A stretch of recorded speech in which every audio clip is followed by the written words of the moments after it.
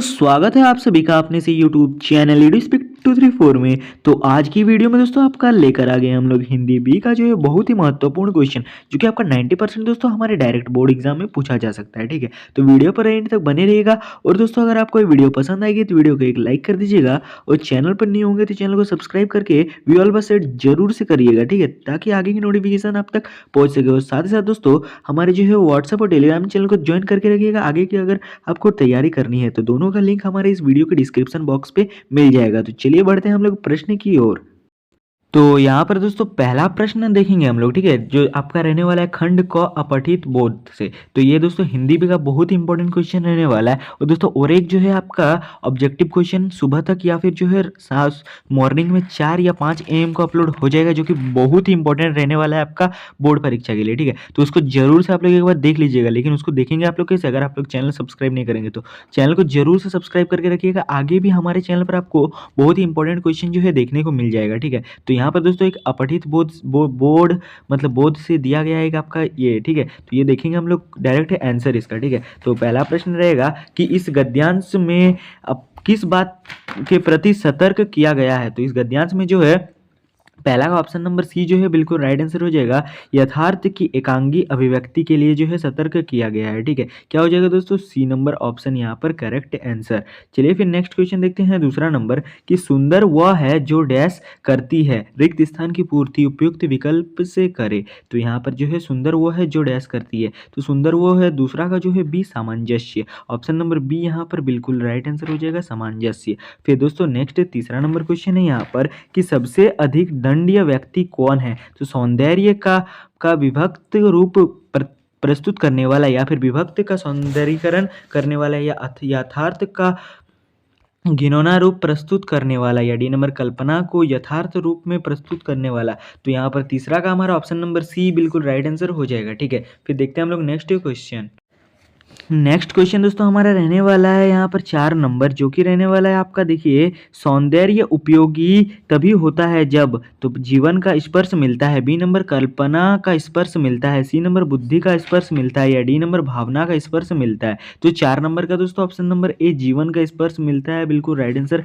ए number option correct इधर हो जाएगा। ठीक है, फिर यहाँ पर नेक्स्ट 5 नंबर क्वेश्चन आपका रहने वाला है नरक का विलोम शब्द क्या है। तो पहला है दोजक, या फिर साफ, सी नंबर स्वर्ग, या अप्सरा। तो यहाँ पर 5 नंबर का दोस्तों ऑप्शन नंबर सी स्वर्ग जो है बिल्कुल यहाँ पर राइट आंसर हो जाएगा, स्वर्ग। ठीक है, फिर हम लोग का नेक्स्ट निर्देश दिया हुआ है दोस्तों, प्रस्तुत पद्यांश को ध्यान पूर्वक पढ़कर प्रश्न संख्या 6 से 10 तक के लिए सही उत्तर का चयन करें। तो कलम देश की बड़ी शक्ति है, भाव जागने वाली, या फिर दिल की नहीं दिमागों में भी आग लगाने वाली, पैदा करती कलम विचारों की जलती अंगारे। ये जो है आपका दिया हुआ है। ठीक है, तो यहाँ पर चलिए इसका आंसर देखेंगे हम लोग। ठीक है, तो प्रश्न 6 नंबर है आपका, कलम को बड़ी शक्ति कहा जा गया है क्योंकि हुआ। तो 6 नंबर का ऑप्शन नंबर बी उत्साह उमंग आत्मविश्वास आदि विचारों को जन्म देता है। क्या करता है, उत्साह उमंग आत्मविश्वास आदि को जन्म देता है। ऑप्शन नंबर बी यहाँ पर दोस्तों बिल्कुल राइट आंसर करेक्ट आंसर हो जाएगा। फिर यहाँ पर प्रश्न 7 होने वाला है कि पैदा करती कलम विचारों के जलते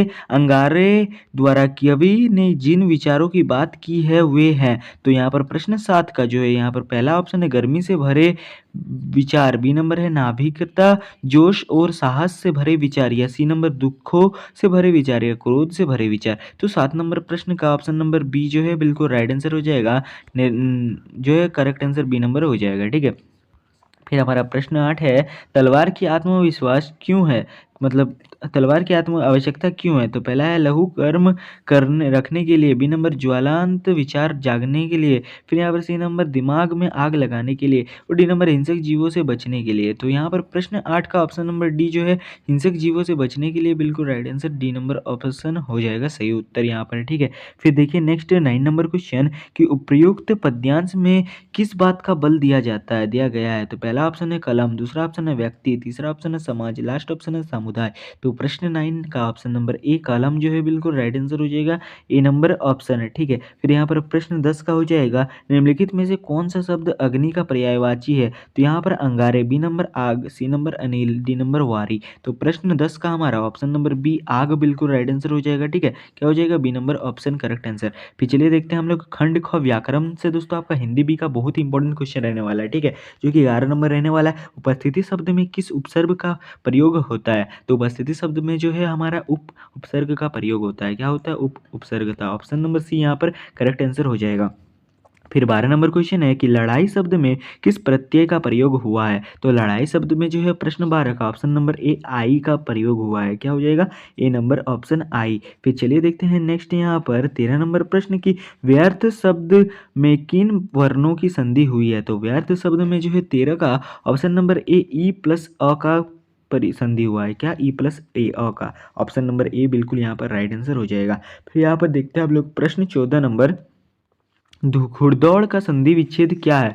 तो घुड़दौड़ का जो है संधि विच्छेद हमारा 14 का ऑप्शन नंबर बी घुड़ प्लस दौड़, मतलब घोड़ प्लस दौड़ हो जाएगा। ठीक है, क्या हो जाएगा? बी नंबर ऑप्शन यहाँ पर बिल्कुल राइट आंसर, करेक्ट आंसर हो जाएगा। फिर यहाँ पर नेक्स्ट 15 नंबर क्वेश्चन है, निम्नलिखित कथन में से गलत कथन का चयन करना है। तो पहला कथन है आपका कि स्वर के बाद स्वर के मेल से उनमें जो विकार सहित परिवर्तन होता है उसे स्वर संधि कहते हैं। फिर बी नंबर है व्यंजन के बाद यदि किसी स्वर या व्यंजन के आने से उस व्यंजन में जो परिवर्तन होता है उस व्यंजन संधि कहलाता है। सी नंबर है विसर्ग के बाद किसी स्वर अथवा व्यंजन के आने से विसर्ग में जो परिवर्तन होता है वह विसर्ग संधि कहलाता है। या डी नंबर परस्पर संबंध रखने वाले दो या दो से अधिक शब्दों को मिलाकर जब नया सार्थक शब्द बनाया जाता है तो उस मेल को संधि कहते हैं। तो यहाँ पर प्रश्न 15 का हमारा ऑप्शन नंबर जो है डी बिल्कुल राइट आंसर हो जाएगा। ठीक है, क्या हो जाएगा? D number option correct answer. फिर प्रश्न 16 नंबर क्वेश्चन है कि ततारा की तलवार एक विलक्षण रहस्य थी,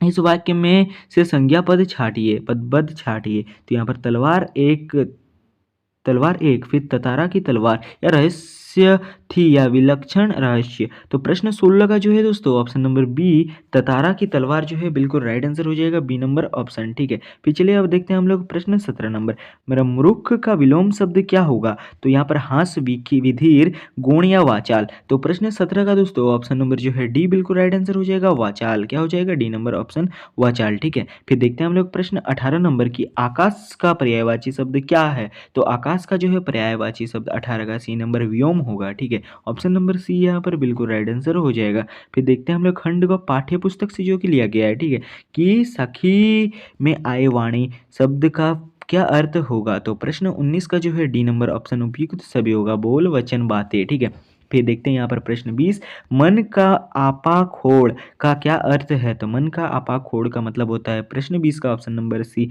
मन का अहंकार खोना। फिर यहाँ पर प्रश्न 21 नंबर क्वेश्चन है कि तन को शीतल करे से क्या आशय है? तो तन को शीतल करे से जो आशय ऑप्शन नंबर ए बिल्कुल राइट आंसर होगा, तन को प्रसन्न करना। फिर प्रश्न 22 नंबर क्वेश्चन है कि प्रस्तुत साखी में किस जो है आपका बात पर बल दिया गया है? तो प्रश्न 22 का जो है ऑप्शन नंबर आपका करेक्ट आंसर हो जाएगा, बी नंबर है मीठे बोलने पर। ठीक है, प्रश्न 23 नंबर है कि कबीर के अनुसार ऐसी वाणी बोलनी चाहिए जो। तो 23 नंबर का प्रश्न ऑप्शन नंबर बी औरों को सुख दे, ऑप्शन नंबर बी यहाँ पर करेक्ट आंसर हो जाएगा, औरों को सुख देता है। ठीक है, फिर प्रश्न जो है आपका निर्देश दिया हुआ है, निम्नलिखित प्रश्नों के सही विकल्प का चयन करें। तो मनुष्यता में ईश्वर का साथ पाने वालों में सबसे बड़ा उदाहरण किसका दिया गया है? तो यहाँ पर 24 का ऑप्शन नंबर है महात्मा बुद्ध का। ठीक है, फिर प्रश्न 25 नंबर क्वेश्चन है महाविभक्ति का अर्थ क्या है? तो प्रश्न 25 का जो है ऑप्शन नंबर बी बहुत बड़ा धन। ठीक है, क्या होगा? बी नंबर ऑप्शन बहुत बड़ा धन। फिर चलिए दोस्तों नेक्स्ट 26 नंबर क्वेश्चन है मनुष्यता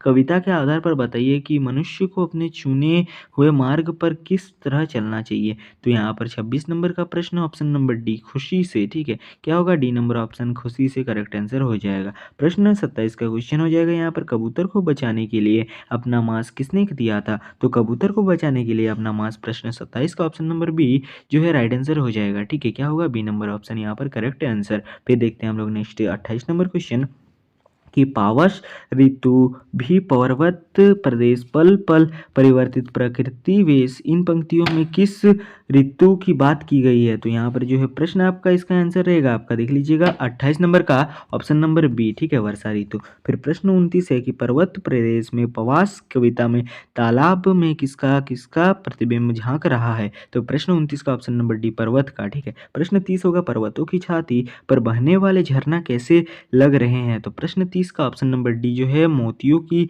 लकड़ियां के समान, डी नंबर ऑप्शन यहाँ पर करेक्ट आंसर हो जाएगा। अगर दोस्तों आपको वीडियो पसंद आया है तो वीडियो को आप लोग एक लाइक कर दीजिएगा और चैनल पर नहीं होंगे तो चैनल को सब्सक्राइब भी कर लीजिएगा। ठीक है, तो चलिए मिलते हैं आपके साथ एक नई वीडियो में, तब तक के लिए जय हिंद, वंदे मातरम।